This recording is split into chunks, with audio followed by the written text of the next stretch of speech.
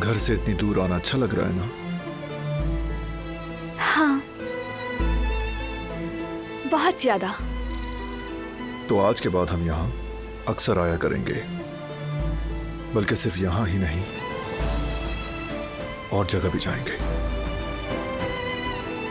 और दूसरे मुल्कों में जहां तुम्हारा जाने का दिल करे। मैं तमाम शहर, तमाम मुल्क तुम्हारे साथ देखना चाहती हूँ। हर जगह तुम्हारे साथ जाना चाहती हूँ। मैं भी। तो फिर सुनो, अब फैसला हो गया है, तो अब मौका मिलते ही हम घूमने निकल जाएंगे।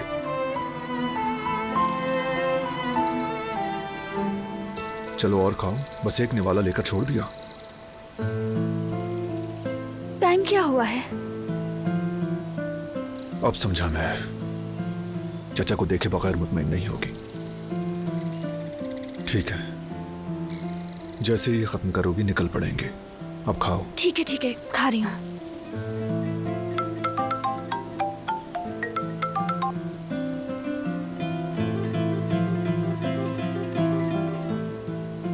ठीक है, उस आदमी को उस पते पर ले जाओ। तुम्हारे चचा को हमारे पास लाएंगे, यही बेहतर है।